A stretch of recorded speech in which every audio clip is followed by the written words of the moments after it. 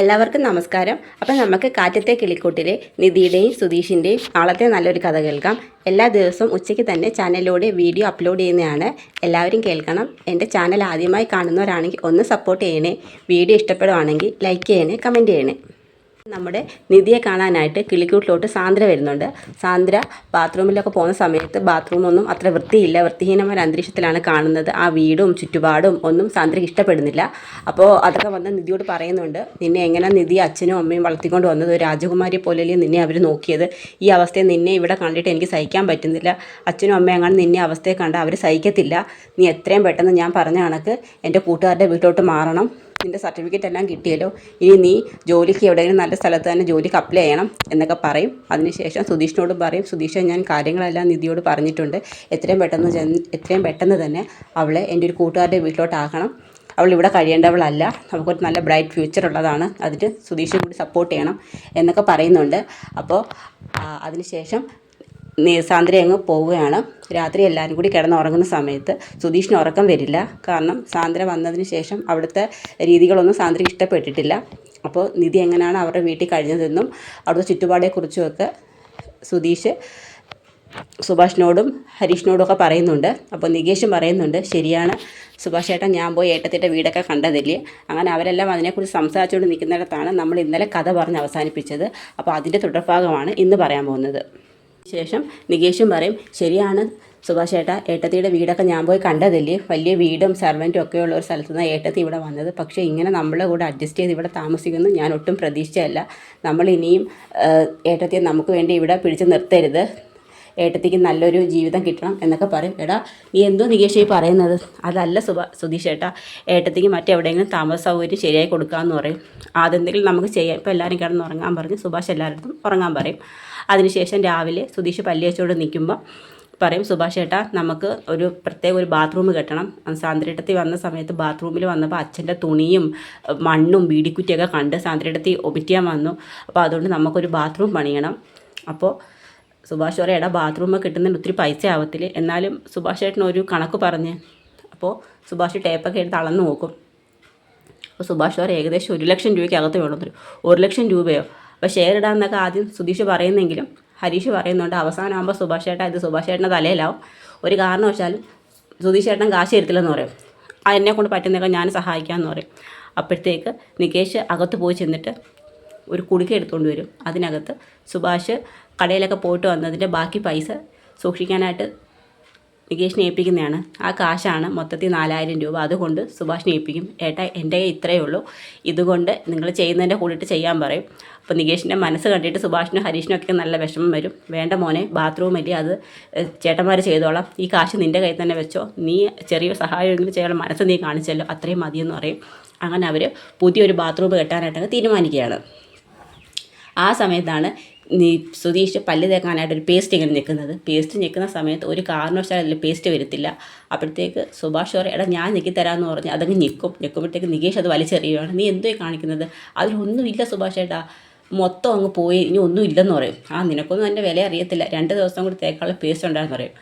ഇതാ പ്രശ്നം, ഈ വീട്ടിൽ ഒന്നും ശരിയല്ല, ഈ വീട് മൊത്തത്തിൽ മാറ്റിയെടുത്തേ പറ്റത്തുള്ളൂ എന്നൊക്കെ സുധീഷ് പറയും. അതെല്ലാം കേട്ടോണ്ടാണ് നിധി അങ്ങോട്ട് വരുന്നത്. അപ്പോഴും നിധി ചോദിക്കും, എന്താ ഇവിടെ ഒരു സംസാരം? ഒന്നുമില്ല. അല്ല നിധി, ഞങ്ങൾ ഒരു കാര്യം പറയുകയായിരുന്നു. എന്താ അത്? നമുക്കിവിടെ ഒരു പുതിയ ബാത്റൂം കെട്ടണം. ബാത്റൂമോ? ഇപ്പോൾ ഒരു ബാത്റൂം ഉണ്ടല്ലോ ഇവിടെ. അതല്ല, നിധിക്ക് ഉപയോഗിക്കാൻ വേണ്ടി ഒരു ബാത്റൂം. ഇനി സ്ത്രീകൾ വരാനുള്ളതല്ലേ, പുരുഷന്മാർക്കൊരു ബാത്റൂം, സ്ത്രീകൾക്കൊരു ബാത്റൂം. അതാകുമ്പോൾ നല്ല വൃത്തിയായിട്ട് സൂക്ഷിക്കാൻ വേണം. ഇത് ശരിയാവത്തില്ല. സാന്ദ്രയുടെ ഇന്നലെ വന്നപ്പോൾ കണ്ടില്ലേ, ഈ ബാത്റൂം ഒന്നും വൃത്തിയില്ലായിരുന്നു. അതുകൊണ്ടാണോ പെട്ടെന്ന് ബാത്റൂം വേണമെന്ന് പറഞ്ഞത്? അതൊന്നും സാരമില്ല, ഇപ്പോൾ ഉള്ള ബാത്റൂമൊക്കെ മതി, ഇനി അതിനായിട്ട് പൈസയൊന്നും കടം മേടിക്കേണ്ടെന്ന് പറയും. അതൊന്നും സാരമില്ല മോളെ, അതൊക്കെ ഞങ്ങൾ ശരിയാക്കാം. എന്തായാലും സുധീഷ് പറഞ്ഞത് ശരിയാണ്, ഞങ്ങൾക്ക് മുമ്പ് ഇതിനെക്കുറിച്ചൊന്നും വലിയ ധാരണയില്ലായിരുന്നല്ലോ. ഇപ്പോഴല്ലേ ഇവിടെ ഒരു പെൺകുട്ടി വന്നതും മറ്റു കാര്യങ്ങളൊക്കെ നമുക്ക് അറിയാൻ പറ്റിയത്. അപ്പോൾ അതുകൊണ്ട് ഇനി നമ്മൾ വേണ്ട കാര്യങ്ങളൊക്കെ അറിഞ്ഞ് ചെയ്യണം. അല്ലെങ്കിൽ കുറച്ച് നാൾ മുമ്പേ ഞാൻ ആലോചിച്ചതായി ബാത്റൂം ഒന്ന് മാറ്റി ചെയ്യണമെന്ന്.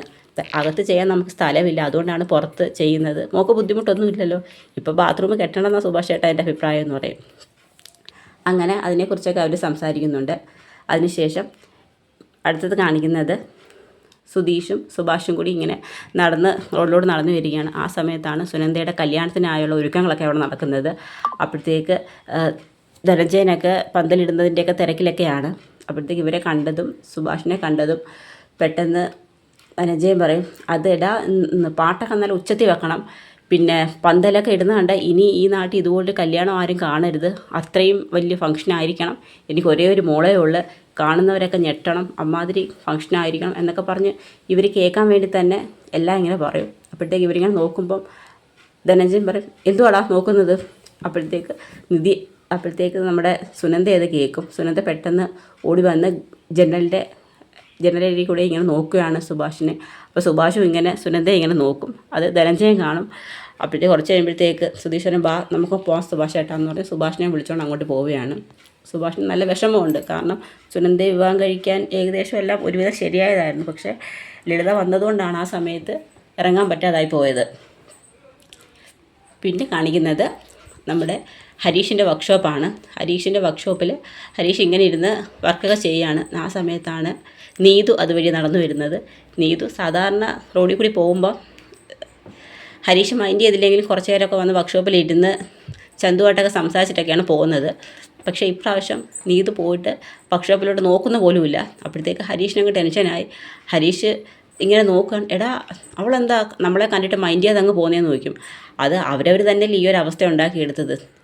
എത്ര വർഷം കൊണ്ട് ആ നീതു പുറമേ നടക്കുന്നത്. അപ്പോഴൊക്കെ ഹരീഷേട്ടന് ഭയങ്കര ബലം പിടുത്തമായിരുന്നു. ഇപ്പം എന്തായി, മൈൻഡ് ചെയ്യാതെ പോകുന്ന കണ്ടില്ലേ, അത് ശരിയാവത്തില്ലല്ലോ എന്ന് പറഞ്ഞുകൊണ്ട് നീതു എന്ന് പറഞ്ഞുകൊണ്ട് ഹരീഷ് വിളിക്കും. എന്താ എന്ന് പറയും. അപ്പോഴത്തേക്ക് പറയും, നീ എന്താ എത്ര ഗൗരവത്തിലങ്ങ് പോകുന്നതെന്ന് പറയും. ഓ ഒന്നുമില്ല എന്ന് പറയും. ഓ വലിയ ഗമയാണെങ്കിൽ അങ്ങ് പൊയ്ക്കോളാൻ പറയും. അപ്പോഴത്തേക്ക് നീതു അവിടെ നിന്നിട്ട് നീതു ക്രോസ് ചെയ്തെങ്കിൽ ഇപ്പുറത്ത് ഇറങ്ങും. എന്നിട്ട് വർക്ക്ഷോപ്പിൽ ഇരുന്ന് പറയും, അതേ ഞാൻ ഒരു കാര്യം പറയാൻ വേണ്ടി വന്നതാന്ന് പറയും. എന്താ? എൻ്റെ കല്യാണം ഉറപ്പിച്ചിരിക്കുമെന്ന് പറയും. കല്യാണം ഉറപ്പിച്ചോ? അതെ, ഞാനിനി എന്തിനാ എന്നെ ഇഷ്ടമില്ലാത്ത ആൾക്കാരുടെ പുറമെ ഇങ്ങനെ നടന്ന് എൻ്റെ സമയം വേസ്റ്റാക്കുന്നത്? ഒന്നുമില്ല, ഞാൻ അല്പം സൗന്ദര്യവും വിദ്യാഭ്യാസവും ഒരു പെൺകുട്ടിയല്ലേ, എനിക്ക് ചെറുക്കന്മാരെ കിട്ടാൻ അത്ര പ്രയാസമൊന്നുമില്ല, ആൾക്കാർ എൻ്റെ പുറകെ ക്യൂ നിൽക്കുകയെന്ന് പറയും. ഓ പിന്നെ അതുകൊണ്ട് എൻ്റെ വീട്ടുകാർ എനിക്ക് വളരെ നല്ലൊരു ആലോചന കൊണ്ട് വന്നിട്ടുണ്ട്, നല്ല കാശുള്ള വീട്ടിലെന്നാണ് പറയുന്നത്. ഉടനെ ഹരീഷ് പറയും, ഓ പിന്നെ വലിയ കാശുകാർ. എന്താ എൻ്റെ സൗന്ദര്യത്തിനും വിദ്യാഭ്യാസത്തിനും എനിക്ക് നല്ല കാശുള്ള കുടുംബത്തിൽ നിന്ന് ഒരു ആലോചന കിട്ടത്തില്ല എന്നൊക്കെ നീതു ചോദിക്കും. ഓ ആയിക്കോട്ടെ, ഇതിപ്പോൾ ഇവിടെ ഒന്ന് പറഞ്ഞ കാര്യം എന്താ? അല്ല ഇനി ഞാൻ എന്നെ കൊണ്ടുള്ള ശല്യം ഉണ്ടാവത്തില്ല, അത് പറയാൻ വേണ്ടി വന്നതാന്ന് പറയും. അപ്പോൾ ശരി ചന്തു, അപ്പോൾ ശരി, ഇനി ഞാൻ ഇങ്ങോട്ട് വരുത്തുമില്ല, എന്നെ കാണാൻ ആരും ശ്രമിക്കുകയും വേണ്ട എന്നൊക്കെ പറഞ്ഞുകൊണ്ട് നീതു അങ്ങ് പോവുകയാണ്. ഹരീഷിൻ്റെ മനസ്സൊന്ന് ഇളക്കാൻ വേണ്ടിയാണ് നീതു അങ്ങനെ പറഞ്ഞത്. അതിനുശേഷം നീതു അങ്ങ് തിരിച്ചു പോകും. അപ്പോഴത്തേക്ക് ഹരീഷിനൊരു ടെൻഷനാവും. ദൈവമേ, ഇനി പറഞ്ഞ പോലെ ഉള്ള കല്യാണമാണ് ഉറപ്പിച്ചിട്ടുണ്ടോ എന്ന് ഹരീഷ് ബലം പിടിച്ച് നിൽക്കുന്നെങ്കിലും നിധി ചോദിച്ചപ്പോൾ ഹരീഷ് നിധിയോട് പറഞ്ഞായിരുന്നു എനിക്ക് നീതുവിന് ഇഷ്ടമാണെന്ന് പറഞ്ഞു. പക്ഷേ അത് നീതുവിനോട് ഹരീഷ് മനസ്സ് തുറന്നിട്ടില്ല. പക്ഷേ നീതുവിനറിയാം ഹരീഷിന് നീതുവിനോട് ഇഷ്ടമുണ്ടെന്നുള്ളത്. അപ്പോൾ ഇനി ഹരീഷിനെ കൊണ്ട് തന്നെ നീതു പറയിപ്പിക്കും എന്നെ ഇഷ്ടമാണെന്നുള്ള കാര്യം. അപ്പോൾ അതിൻ്റെയൊക്കെ വരും വിശേഷങ്ങളാണ് നമ്മളിനി കാണാൻ പോകുന്നത്. ഇനി സാന്ദ്ര തീരുമാനിച്ച പോലെ നിധി സാന്ദ്രയുടെ കൂട്ടുകാരിയുടെ വീട്ടിലോട്ട് താമസം മാറ്റുമോ, ഹരീഷിൻ്റെ ഇഷ്ടം നീതുവിനോട് തുറന്നു പറയുമോ? അപ്പോൾ അതിൻ്റെയൊക്കെ വരും വിശേഷങ്ങളാണ് നമ്മൾ ഇനി കാണാൻ പോകുന്നത്. അപ്പോൾ അതിനായി നമുക്ക് കാത്തിരിക്കാം. കഥ ഇഷ്ടമായ എല്ലാവരും ഒന്ന് സപ്പോർട്ട് ചെയ്യണേ. എല്ലാവർക്കും ഒരു നല്ല ദിവസം നേരുന്നു. നന്ദി.